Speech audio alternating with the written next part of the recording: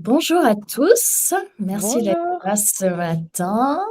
Je suis Pauline Murat de Livestorm et je suis avec Antinéa de PlayPlay. Vous pouvez nous dire bonjour sur le chat. Sur le chat.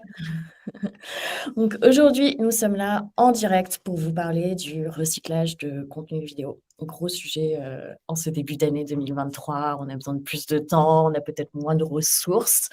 Donc pendant qu'on fait les petites introductions et que vous vous connectez au fur et à mesure, on a un petit sondage pour vous, juste pour vous indiquer. Donc c'est bien indirect, vous recevrez le replay à la fin. Pour vous présenter la salle très rapidement, vous avez un onglet chat. N'hésitez pas à commenter au fil de l'eau, nous dire ce que vous en pensez. Vous avez également les emojis pour réagir, bien entendu. On va répondre à vos questions, bien entendu, en direct à la fin. On va garder 10-15 minutes pour ça. Donc, s'il vous plaît, utilisez l'onglet questions qui est à votre droite. Ça va nous permettre de les retrouver plus facilement. Et surtout, vous pouvez voter et les prioriser derrière. Comme ça, on pourra vraiment se focaliser sur les questions les plus importantes. Et bien entendu, il va y avoir quelques sondages. Il y en a un qui devrait sortir là maintenant. Donc, allez-y, parlez-nous un peu de vous. Quels sont les formats vidéo que vous produisez? C'est assez... Ah, c'est bien réparti, c'est bien. On va pouvoir Ouais, parler très de bien tout. réparti. Ouais. On voit une Ok. légère préférence pour les webinars, mais Webinaire, on voit que mais les vidéos réseaux les sociaux sociaux aussi. Ouais, sont ça prend vraiment bien. pas loin Ok. derrière. Ils battent sur la première place. Bon, bah top, parce qu'on va aborder tous ces sujets-là, donc c'est très bien si c'est assez partagé. C'est Allez. super. Et on a aussi deux de nos collègues qui sont dans le chat. Donc, si jamais vous avez aussi voilà, des petites questions au fil de l'eau, n'hésitez pas. Vous n'êtes pas obligé de les garder pour la fin. Donc, on a Marie et Léa qui sont avec nous dans le chat pour vous aider là-dessus. Ok. Est-ce On qu'on va passer commence à à se ça. présenter? Allez, on va Comme lancer. ça, voilà, pendant que les derniers participants arrivent tranquillement. Donc, comme Pauline l'a dit, moi, je suis Antinéa. Je suis en charge de la stratégie de contenu de PlayPlay sur le marché français. Est-ce que je suis curieuse, est-ce que dans le chat, il y a des personnes aujourd'hui qui connaissent déjà un petit peu PlayPlay ou pas? En tout cas, voilà, pour ceux en tout cas qui nous connaissent pas. Ah, bah oui, des oui enjoués en plus. Super, bonjour à Terre. tous. En terre connue, c'est bon. C'est super. Pour ceux qui ne nous connaîtraient pas, PlayPlay, on est une plateforme de création vidéo qui va permettre des équipes marketing, communication, RH de transformer leurs messages en des vidéos engageantes et gros avantage sans avoir besoin de compétences techniques en montage vidéo. Aujourd'hui, on va accompagner plus de 2000 entreprises un peu partout dans le monde, de la PME jusqu'aux grandes multinationales. Donc voilà, et je suis ravie de faire ce petit webinaire aujourd'hui avec Pauline. Merci. Moi aussi, Antinéa. Donc, moi, je suis Pauline Murat, je suis responsable des partenariats marketing chez Livestorm. Je m'occupe surtout de l'organisation de tous les webinars en anglais et en français, donc des formats vidéo assez longs. Donc, on va pouvoir voir comment on les réajuste et comment on les réutilise derrière. Et Livestorm, comme vous pouvez le voir, c'est une plateforme d'engagement vidéo pour organiser vos webinars, des démos produits, des sessions de formation, pourquoi pas, et également faire vos visioconférences en interne et en externe. Super. Et je crois que Pauline, on avait un deuxième petit sondage Ils sont pour vous. exactement. Avant qu'on lance le gros sujet, selon vous, combien de professionnels du marketing trouvent que la vidéo est un outil efficace pour accroître la notoriété de marque? C'est un peu histoire de savoir si vous servez beaucoup de vidéos. Si vous êtes là, j'imagine que vous en faites dans tous les cas. Alors, on hésite entre 74 et 87%. C'est pas Ah, mal. Vous êtes sur la bonne on n'a piste. pas de voix. Ah, là, ouais, de plus en plus de personnes disent 87%. Donc, Eh la oui, réponse. et la réponse est effectivement 87%, c'est énorme. Créer des vidéos, voilà, vous le savez sans doute si vous êtes là aujourd'hui avec nous, c'est vraiment très, très, très bénéfique pour votre entreprise. C'est une pratique qui s'est démocratisée depuis peu, notamment voilà, grâce à l'émergence de plateformes de création, notamment en ligne, qui vont être très, très simplifiées. Et du coup, aujourd'hui, créer des vidéos, c'est rapide, c'est un super retour sur investissement. Et aujourd'hui, on va voir ensemble pourquoi c'est aussi important de non seulement créer des vidéos, mais aussi recycler vos contenus vidéo pour vraiment en tirer le maximum. Et c'est pour ça que on va voir aujourd'hui différentes choses sur le recyclage de contenu vidéo. Le premier, on va revenir un petit peu sur ce que c'est le recyclage de contenu, pourquoi c'est d'autant plus intéressant de le faire pour votre contenu vidéo. On va vous donner voilà, ce qu'on avait en titre, notre promesse, les 8 idées de recyclage. Et ensuite, petit bonus, on va aussi voir comment, à partir de contenus qui ne sont pas vidéo, quelques petites idées pour pouvoir aussi les recycler en vidéo. Super. Donc, on va commencer par les bases. Qu'est-ce que c'est que le recyclage de contenu? Vous avez probablement une petite idée, c'est pas non plus sorcier. Il s'agit vraiment de transformer un format de contenu que vous avez déjà. Donc aujourd'hui, on parle de vidéo, et de le réutiliser sur d'autres plateformes. Donc on le transforme en format, et potentiellement au niveau de l'angle, le sujet que vous abordez pour l'adapter à la plateforme et à la cible, derrière. On passe à la slide suivante parce que en fait, c'est vraiment pas une question de on copie-colle le même contenu et juste on découpe. On va un petit peu plus loin dans le sens où on s'adapte à la plateforme. Chaque plateforme va avoir sa spécificité. TikTok, Instagram, YouTube et autres, ce ne sont pas les mêmes formats vidéo. Et surtout, on adapte à l'audience parce que ce n'est pas la même audience pour chaque plateforme. Et ça, Antinéa rentrera un petit peu plus en détail sur l'adaptation aux différentes cibles sur les plateformes. Super. Et donc là, du coup, pourquoi, du coup, recycler son contenu vidéo? Parce que ça a vraiment de très, très nombreux avantages. Le premier, ça va être de vous faire gagner du temps. Modifier un contenu, c'est moins chronophage que d'en créer un de toute pièce parce que vous avez déjà effectué vos recherches et il va suffire de mettre à jour les informations abordées, comme l'a dit Pauline juste avant.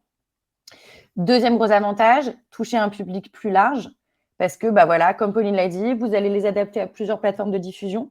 Et donc là, ça va vous permettre de rencontrer en fait vos publics cibles exactement sur les canaux qu'ils fréquentent. Il ne faut pas que vous oubliez que les personnes qui vont suivre votre marque sur YouTube, ça ne va pas être les mêmes que celles qui vont suivre votre marque sur LinkedIn, ni que celles qui vont vous suivre sur Instagram. Il s'agit vraiment de groupes distincts qui vont avoir leurs préférences de consommation de contenu. Et donc, recycler vos contenus vidéo, au final, c'est vous permettre de toucher plus de monde. Troisième gros avantage, ça va vous permettre d'augmenter vos performances SEO.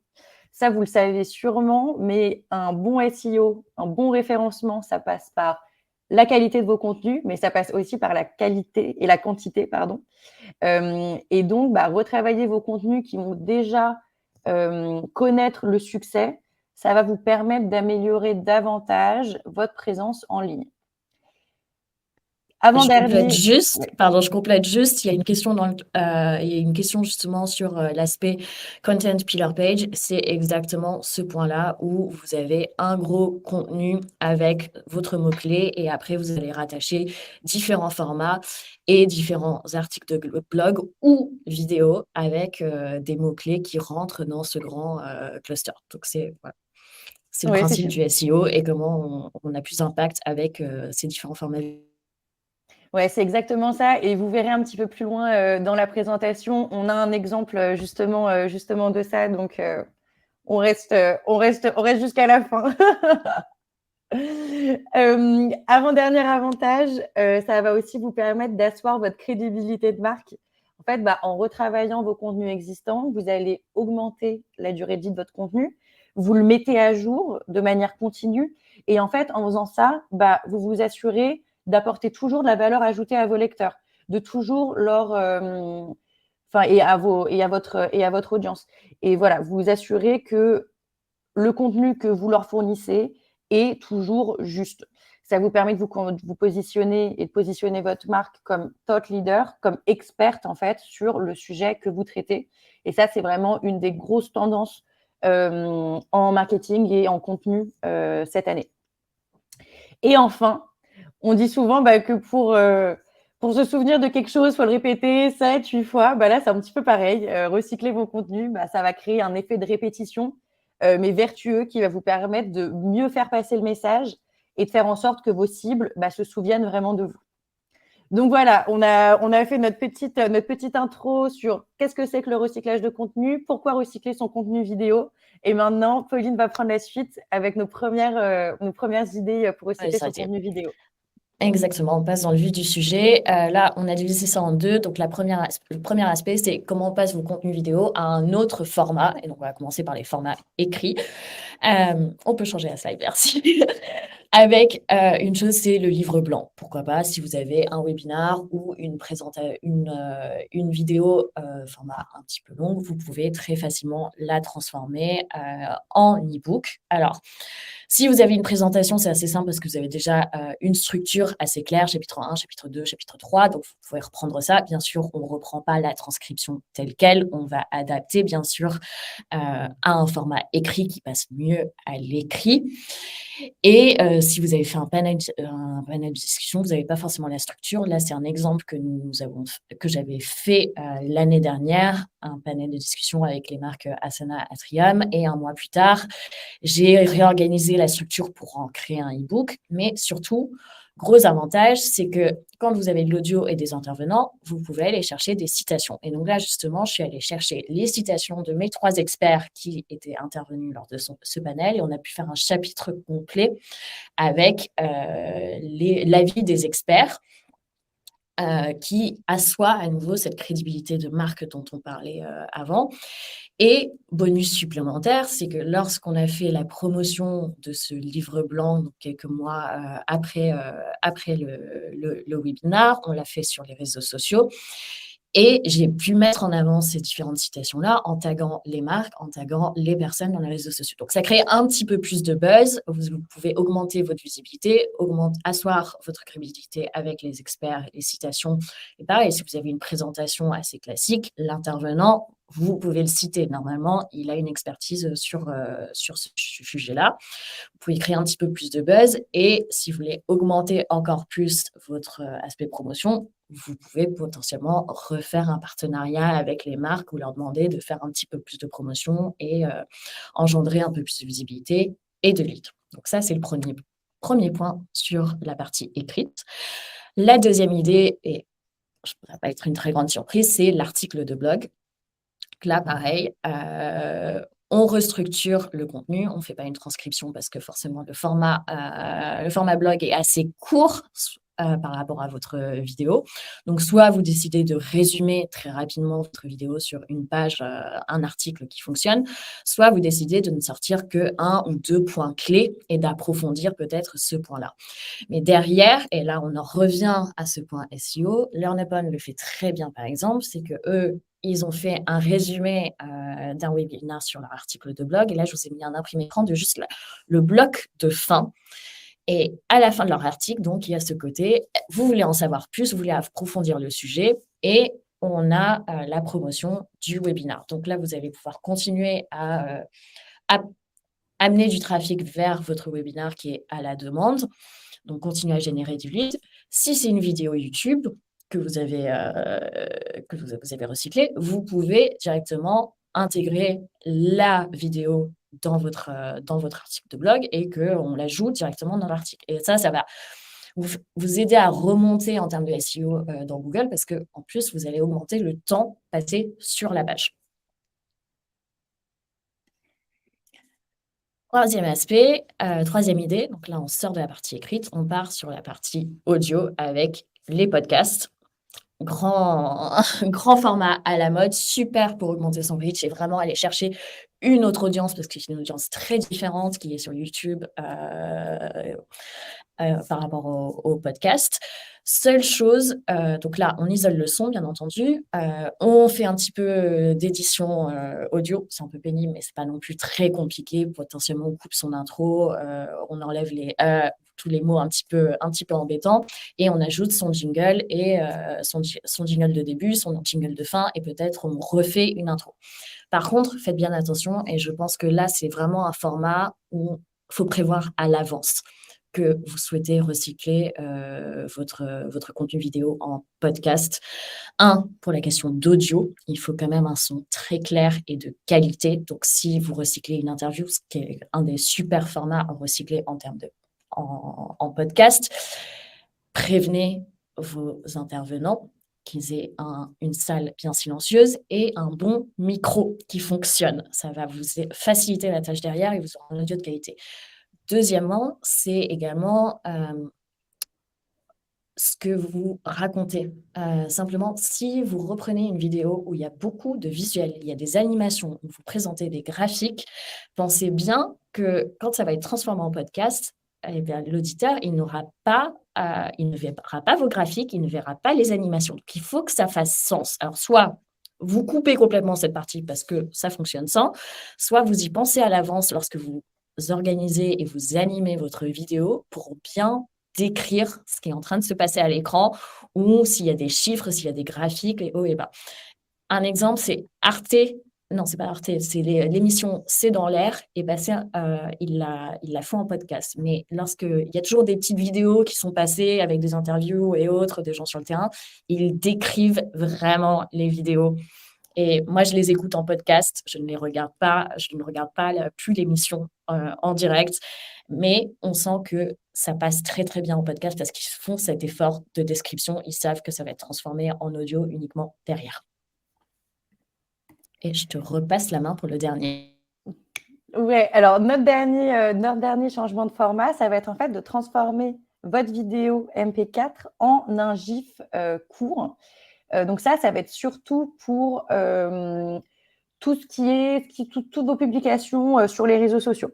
Donc un GIF, je pense que vous le savez, mais c'est une image. Et donc le premier avantage que ça va avoir par rapport aux réseaux sociaux, c'est qu'en fait, ça va permettre de montrer aux algorithmes que vous postez plusieurs types de contenus. Et contrairement à un fichier image qui va être statique, en fait, grâce au GIF, vous conservez ce côté dynamique de la vidéo qui va accrocher l'œil. L'avantage aussi, c'est que avec les GIFs, ça va permettre un auto-replay. Donc, en fait, dès que le GIF se termine, il va être automatiquement joué et rejoué. Et donc, ça, c'est intéressant parce que toutes les plateformes ne permettent pas de rejouer vos vidéos, alors qu'au final, ça a plein d'avantages. Ça va vous permettre de conserver l'attention de votre audience. Ils vont passer du coup plus de temps sur votre publication. Ça va vous favoriser dans les algorithmes. Ça va permettre d'augmenter votre reach. Donc vraiment, là, ça va créer un cercle vertueux pour vos posts. Et là-dessus, petit conseil, les GIFs, ils ont tendance à avoir cet effet un peu saccadé. Donc là, je vous conseille vraiment plutôt d'utiliser cette méthode pour des vidéos qui vont pas comporter d'animation de texte, par exemple, parce que ça risque d'être assez peu lisible.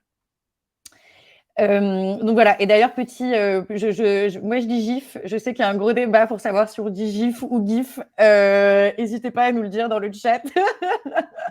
Ouais, ça dépend vraiment de. On ne sait pas trop, mais bon. Je crois que c'est GIF, hein, mais je ne sais pas trop. On va voir.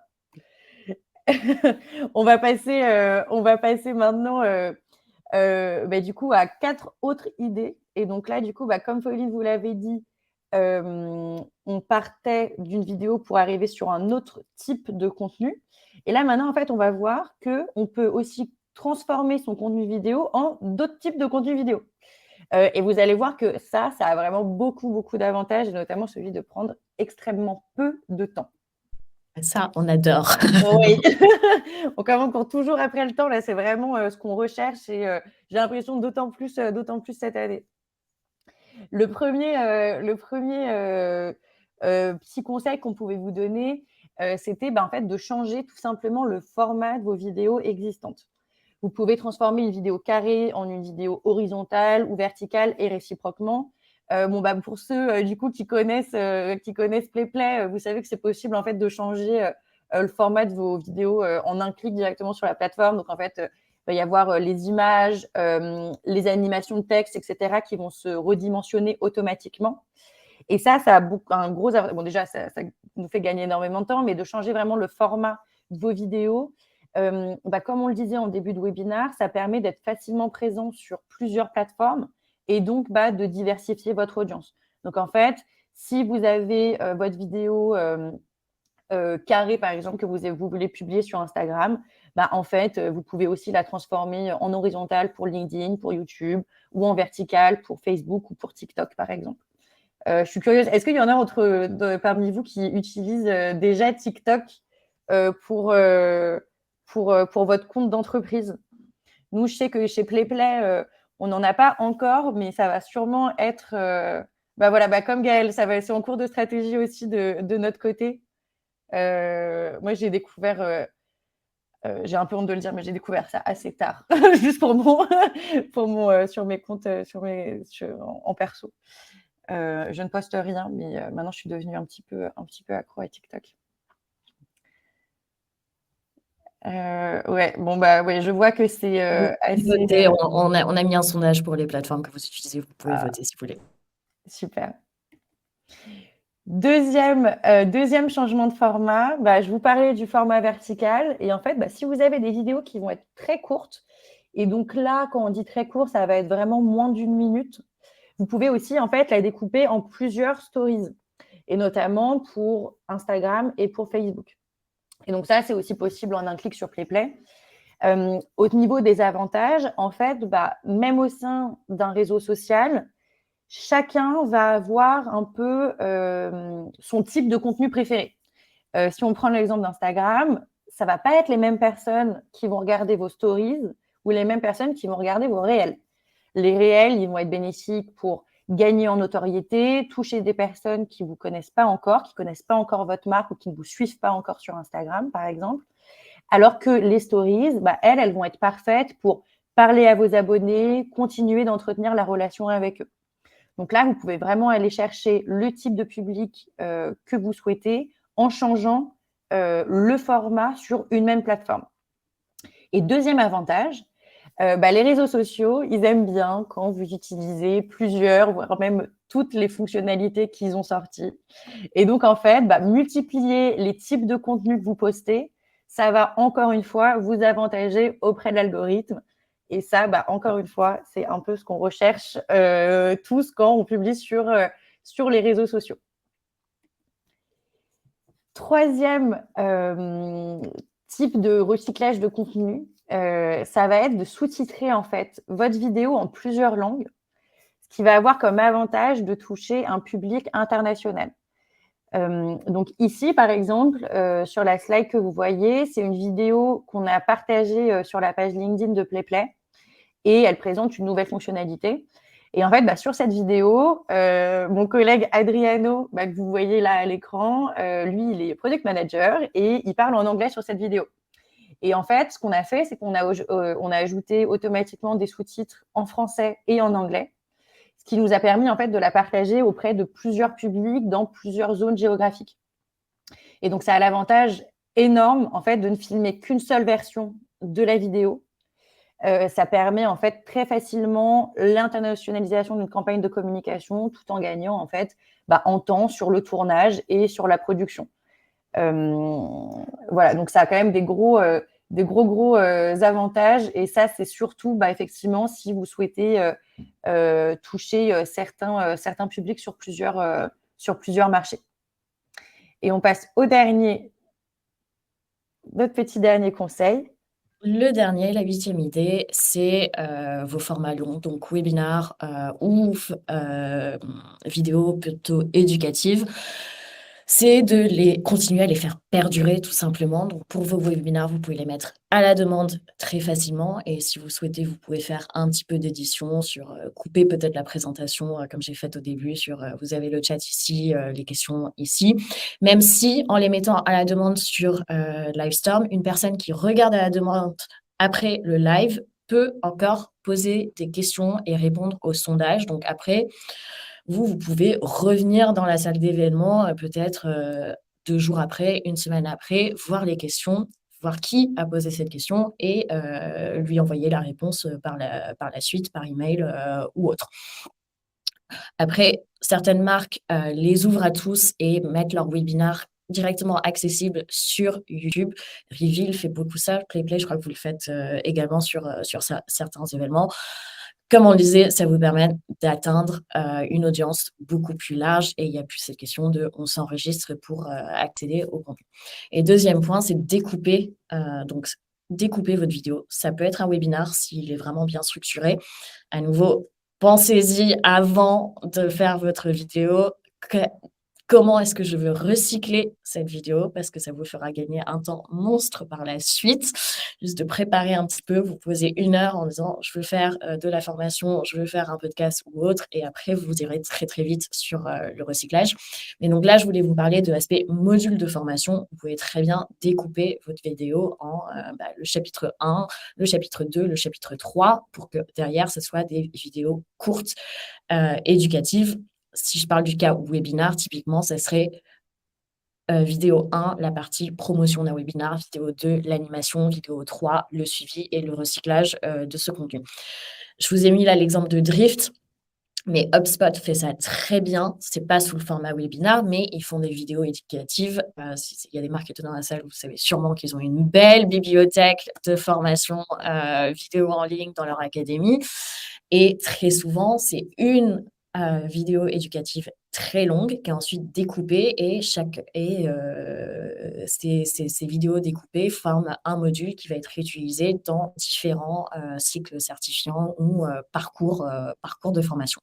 Et dernière petite chose que j'ajoute, c'est la vidéo teaser. C'est quand vous avez organisé un gros événement ou un webinar qui peut être le début d'une série, récupérer un tout petit extrait, faire un petit montage, c'est un super teaser pour la suite de votre série ou votre événement de l'année prochaine. Drift notamment fait ça très souvent. Lorsqu'ils organisent un événement, ils font un petite vidéo récap qu'ils utilisent pour faire la promotion de cet événement l'année suivante. Et le bonus. Donc, le bonus dont on vous parlait, on ne va pas rentrer en détail dans ces 8 formats, mais c'est comment on recycle d'autres formats, donc type écrit, type audio ou autre, en une vidéo. Donc, on passe dans l'autre sens. Bien entendu, c'est interchangeable. Vous avez les articles de blog que vous transformez en vidéo, un webinar, pourquoi pas, pour approfondir un rapport annuel que vous avez fait. Et là, vous amenez les experts justement pour débattre des chiffres, s'il y a eu des évolutions, pourquoi, quels sont les gros challenges de l'année. Un truc qui fonctionne très bien, c'est les infographies que l'on peut animer plutôt que de l'avoir en format statique. L'animer derrière avec les différents chiffres, ça fonctionne très bien, c'est très visuel. Et pourquoi pas les offres d'emploi en vidéo. Vous avez l'exemple de Welcome to the Jungle qui est assez fort pour faire des petites vidéos de présentation de l'entreprise. Ce n'est pas forcément l'offre complète, mais vous avez quand même des personnes qui parlent de leur métier dans les différentes entreprises. Voilà pour le bonus. Et voilà, et donc du coup, quelques exemples aussi en plus. Le premier, là, ça va être une vidéo de KPMG qui va résumer en fait un de leurs articles. Donc voilà, c'est un peu ce dont on parlait en tout début de webinaire avec justement des pages piliers. En fait, là, c'est intéressant parce qu'ils ont ajouté en fait cette vidéo directement sur la page de leur article. Et en fait, en regardant la vidéo, les gens vont rester plus longtemps sur leur page. Ça permet de booster leur SEO. Et deuxième exemple de StaffMe, donc là, c'est une plateforme de recrutement pour des freelances et des intérims. Et là, eux, en fait, ils vont partir d'un événement en physique qu'ils réalisent à Marseille pour créer en fait ensuite une invitation en vidéo qui va être postée sur leurs réseaux sociaux. Et donc, dernier petit sondage pour vous, avant qu'on résume et qu'on passe aux questions, c'est suite à ce webinaire, quels sont les formats que vous allez utiliser? Qu'est-ce que vous allez mettre en pratique pour vous? D'ailleurs, surveillez dans les prochaines semaines, parce que nous aussi, on va recycler ce webinaire, forcément. On va quand même vous montrer que c'est possible et qu'on le fait. Donc, continuez à nous suivre sur les réseaux sociaux et pourquoi pas sur le blog. Vous verrez un petit peu les dernières petites surprises. Et comme Antinéa le disait, il y a un tote bag qui vous attend d'ici quelques jours, une semaine. Oui, oui, oui. Et donc là, du coup, pour résumer, en fait, vous voyez qu'un peu tout est lié et qu'en fait, d'un seul sujet, on peut le transformer en fait en nombreux types de contenus. Et pour vous donner un exemple, par exemple, en septembre, chez PlayPlay, on organise le Content Summit. Et donc là, du coup, c'était la 2e édition en septembre dernier. Et c'est une série de discussions en fait avec des experts sur le sujet, sur les sujets marketing, tendance contenu, etc. Et donc là, on est parti de 8 webinars. Et derrière, on a pu les transformer en articles de blog, en un livre blanc, en des posts un peu coulisses sur les réseaux sociaux. On a fait des vidéos récap, etc. Et en fait, au final, on a pu créer une campagne complète disponible sur plein de canaux de diffusion. Et comme Pauline l'avait dit aussi, en fait, un truc aussi qu'on vous conseille vraiment de faire, c'est d'essayer de prendre du recul dès le début et avant même en fait de réaliser soit une vidéo, soit un autre type de contenu, et vraiment de se dire voilà, par exemple, nous on savait que le Content Summit c'était une de nos grosses campagnes de communication de l'année 2022. Du coup, on s'est posé, on s'est dit ok, on aura des webinars et derrière, comment on peut faire en sorte de vraiment avoir cet effet levier en fait sur cette petite sous-marque qu'est le Content Summit. Et donc en fait, de savoir que ces webinars-là, ils vont pouvoir être transformés en livre blanc par exemple. En fait, ça permet dès les préparations avec les intervenants, les experts interrogés, de savoir déjà un petit peu comment construire en fait tel ou tel ce livre blanc ou alors cet article de blog. Pauline, c'est ce que tu disais aussi tout à l'heure. C'est si en partant d'un webinar, on veut le transformer en podcast, en fait, il faut bien avoir en tête ça avant pour s'assurer de vraiment gagner du temps. Parce que Et d'avoir parfois, un son. Et parce que ça serait dommage en fait d'arriver à la fin et nous ça nous est arrivé d'enregistrer un webinaire en se disant on va le transformer en podcast et on envoie l'audio à l'équipe qui doit le travailler qui nous dit c'est pas possible, il y a trop d'écho, on peut pas travailler dessus. Donc voilà, juste planifier le truc, prévenez les intervenants, quitte à leur envoyer un micro s'il faut, c'est 50 € pour un micro de base et ça fonctionne très très bien. Mais en effet, comme on dit, vous gagnez du temps sur vous, même pour la partie e-book, sur la structure derrière, si vous l'avez déjà en tête. Ça va vous aider pour les types de questions que vous voulez poser à vos intervenants, peut-être pour orienter le truc et vraiment avoir une belle petite citation derrière. Et en parler également à vos intervenants parce que comme ça, ils ne seront pas surpris derrière si vous souhaitez les citer, vous avez déjà leur accord. C'est juste une question de gain de temps et vraiment, voyez la chose, comme Antina a dit, comme une campagne globale où voilà, vous avez, en anglais, on parle souvent, vous avez la dinde que vous découpez en plusieurs morceaux. Et donc, là, on part du gros contenu vidéo, c'est votre dinde. Et ensuite, chaque article de blog, post derrière, c'est une tranche derrière. ça donne faim. Heureusement qu'on n'est pas très très loin Voilà, c'est du bientôt l'heure du déjeuner. déj. Alors, je vois que juste pour passer aux questions, il y en a beaucoup auxquelles on a déjà répondu. Merci Léa, merci Marie. Je vois qu'il y a beaucoup de questions au niveau des GIFs. Donc, clairement, avec PlayPlay, c'est possible de les créer. Ouais, ouais, c'est une nouvelle fonctionnalité qu'on a sorti il y a peu. Et donc, du coup, effectivement, maintenant, ça va être possible de transformer automatiquement, en fait, comme quand on télécharge la vidéo finale, de pouvoir également l'exporter, en fait, en tant que GIF. Ouais. Et je vois Et que, ouais. il y Oui, non, avait une pardon, vas-y. deuxième question, pardon, une question sur les sous-titrages. Donc là, Léa répondait, en effet, vous pouvez le faire via PlayPlay. Et ce que j'ai marqué dans le chat, c'est que côté Livestorm, on a une intégration avec Interprefy. Donc Interprefy, c'est un fournisseur d'interprètes en quelque sorte, et ça vous permet d'avoir de l'interprétation en direct. Donc si vous faites un webinaire à l'international ou des réunions qui sont à l'international avec différentes langues, vous pouvez souscrire à Interprefy qui vous met à disposition des interprètes qui vont interpréter en direct votre webinar et sur demande. Alors, je pense qu'on n'a pas l'intégration pour les sous-titres, mais ça peut se faire potentiellement sur demande également.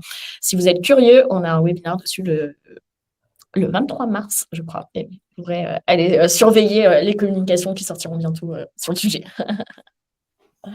Ah, super. Et je vois là justement les petites réponses au dernier sondage sur les idées que vous souhaitez appliquer. Il y a beaucoup justement de formats plutôt réseaux sociaux avec les GIFs et aussi les stories. Effectivement, ça c'est vrai que c'est des...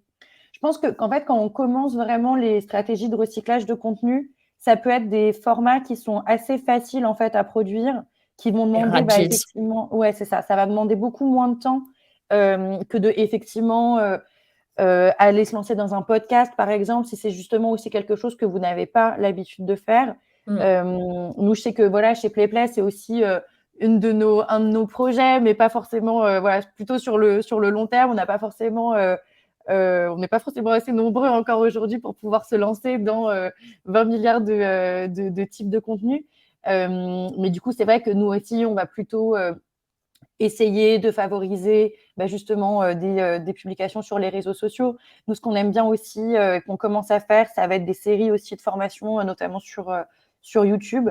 Donc là, c'est surtout avec des contenus qui sont en anglais, mais voilà, c'est des petites choses qu'on commence à faire. Les formats écrits aussi, c'est assez facile, on va dire. Ça prend relativement peu de temps. Mais c'est vrai que oui, quand on voit un peu sur les séries de webinars, les séries de formation, effectivement, vous êtes un petit peu plus frileux et je comprends, c'est pas toujours, on n'a pas tout le temps la bande passante qu'on souhaiterait pour faire ce type de contenu un petit peu plus long. En effet, ça demande un petit peu plus d'organisation, ça peut se faire, mais un peu plus de ressources. Sur ce, on est pile dans les temps, 36 minutes. Super. Vous allez recevoir le replay assez rapidement et Antinia vous envoie le tote bag avec le replay, quelques goodies, e-book et autres supplémentaires et on rajoutera des réponses aux questions s'il y en Ouais, a d'autres. Merci à exactement. Et vous. tout de suite. Ouais, salut. Merci Bonne à journée. tous. Bonne journée.